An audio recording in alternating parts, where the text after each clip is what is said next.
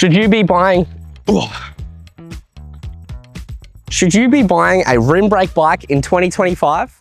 Well, the short answer is yes, but come inside and let me tell you why. Thanks for joining me inside. I wanted to talk today about rim brakes, and the reason I said should you be buying a rim brake bike in 2025 is because a lot of bike shops don't have these rim brake bikes in stock. There seems to be a bit of a trend moving across to these disc brakes rather than the traditional rim brakes that we sort of grew up with, I suppose. So that's kind of what I wanted to disperse in this video. Were these replaced because they're bad, or were these just brought in because they're just newer? That's kind of what today's video is going to be about. What's the actual difference and why you should be considering perhaps a rim brake bike. So again, what I'm saying here is that there tends to be a trend towards these disc brakes. I started noticing this trend sort of coming into place like early 2020, kind of the early COVID days. That's sort of when most people started moving across to these disc brakes. They don't tend to make many rim brake options anymore. I know that there's somebody that's going to be in the comment section that's going to tell me that there's some fancy rim brake bike that's still being made today out of walrus tooth or whatever it is.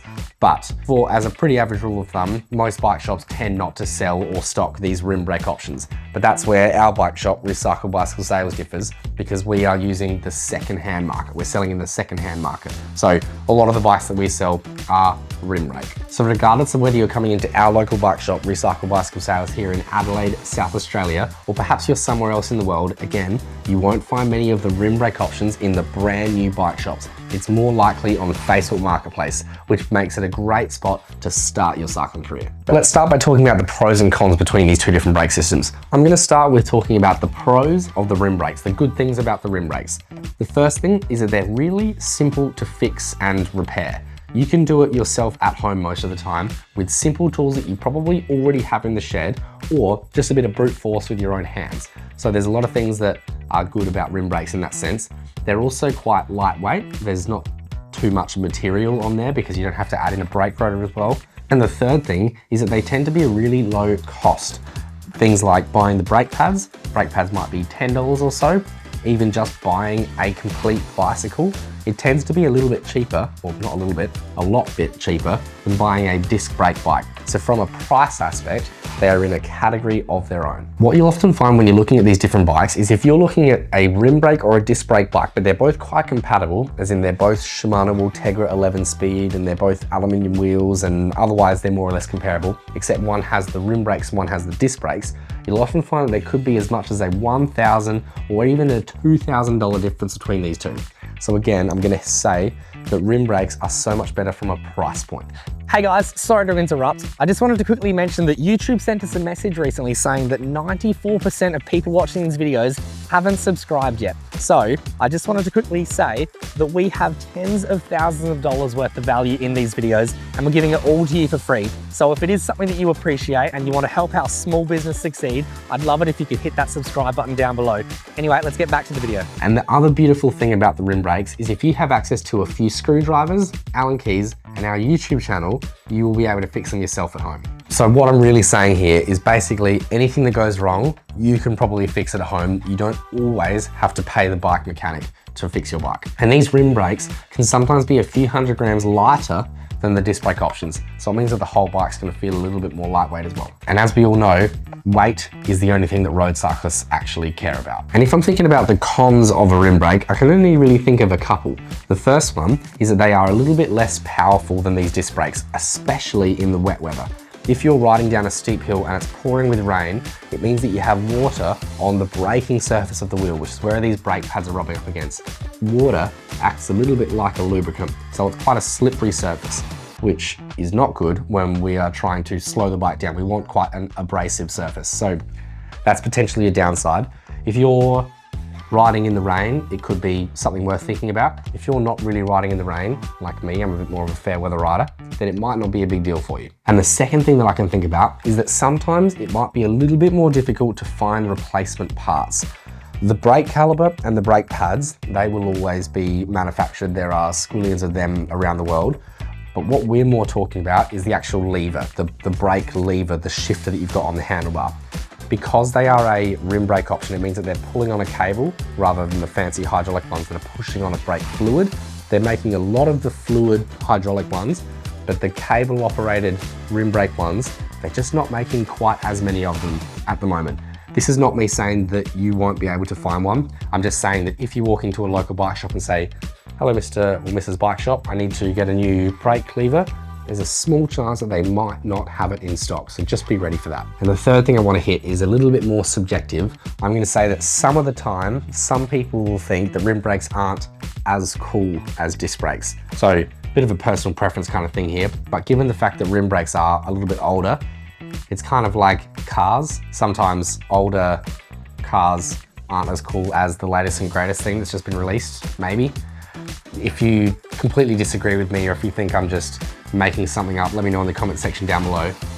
But I'm putting a small emphasis on this, a very, very small emphasis, but they're just a little bit less cool, I suppose. But if I was to quickly talk about some of the pros and cons of the disc brakes, they are a little bit more powerful, especially in the wet weather. They work just as well in the wet as they do in the dry. I unfortunately can't quite say the same thing about the rim brakes, so the braking performance is better.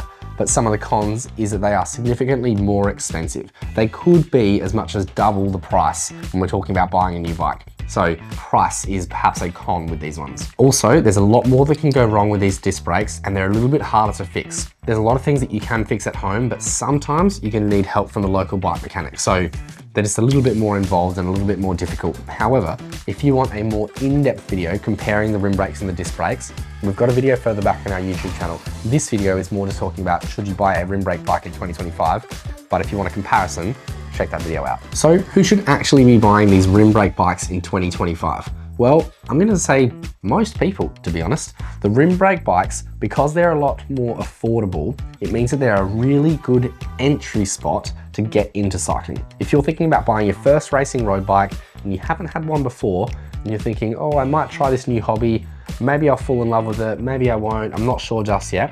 If you go for one of these rim brake options, it means that you can save a lot of extra money so that you can put that towards buying your helmet and your shoes and your padded shorts and your bottle cage and all the other accessories that come along, because cycling can pretty quickly become quite a costly exercise. So instead of spending, say, $4,000 to buy an entry-level disc brake bike brand new, you could spend maybe $1,500 and get a really top quality bike from a few years ago.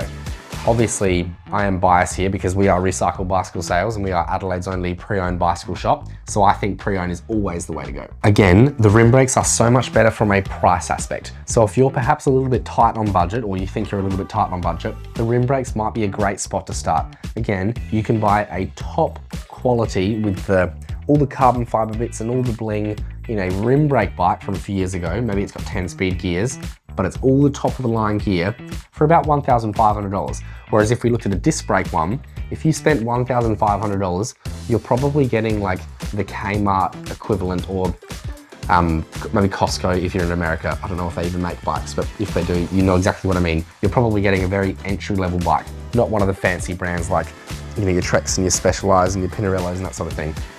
Not the end of the world, but it is a significantly lower quality bike. Also, weight weenies. If you're looking to have the most lightweight bike so you can get up the really steep hills and have less weight on your bike so you don't have to pull it up against gravity as much, the rim brake options might help you save a little bit of weight. I see it a lot of the time. People sometimes have two different bikes. These fancy bike people that have more than one bike in their shed, they might have their hills bike and then their flats bike. In the hills bike, they might have the rim brake option because they want to get up the hill really fast and they're not racing down the hill, they're just sort of rolling back down the hill, but it helps them get up the hill nice and quickly. Whereas the disc brake option might be their aero racing, you know, riding along the flats or the beachfront sort of bike, because they want to be able to stop at all the traffic lights and all the different things like that. So there's nothing saying you have to do that, but I'm saying as a weight weenie, I tend to see a lot of people going for these rim brake options anyway. And the final type of person that I can think of is the fair weather rider. If you're only riding when the sun is shining and it's a beautiful day outside, rim brakes will be absolutely awesome. If you're riding rain, hail or shine to and from work every single day, and you know, sometimes it's wet and sometimes there's oil on the roads and all this sort of stuff, disc brakes might be worth considering because you get the more powerful braking system. So who should buy them? for fair weather riders. Now, although I'm saying that rim brakes might be the best option for you, I personally actually happen to have a disc brake bike at the moment. I've worked in bike shops for almost 15 years now. I've had well over 40 different bikes in my time. And right now, while we're filming this video, I happen to have a disc brake bike, but I've had plenty of rim brake bikes in my time, especially in my earlier cycling career. Back when I was doing a lot of racing and all my hill climb events and that sort of thing, I was doing a lot of the rim brake bikes as well. My first one was a Trek Amonda SL6, if you care what a Trek Amonda SL6 is. And I think rim brake is a really, really, really good spot to start. And if you've been following our YouTube channel for a while, you already know that I'm about to say that my favorite bike that I've ever had, the one that got away that I should never have sold, was my blue Trek Madone. That one was a rim brake bike. It had cantilever rim brakes, it was a center pull, beautiful bike, this blue color.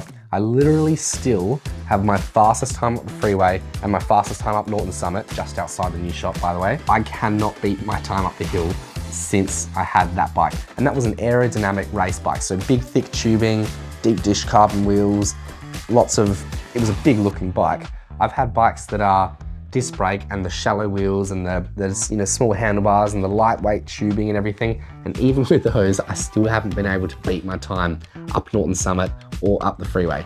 They're sort of the two, stable climbs here in Adelaide. And what I'm saying here is that this goes to show that rim brakes certainly aren't dead. They're not obsolete, they're just not as new as the disc brakes. So, with everything that's been said in this video, let me know in the comment section down below. Are you going to buy a rim brake bike in 2025? My recommendation is that you should, if it wasn't clear throughout this video, but still, let me know in the comment section down below. I love reading through all of that sort of stuff as well. Otherwise, I'm gonna say thanks for watching and we'll see you in the next video. See you guys.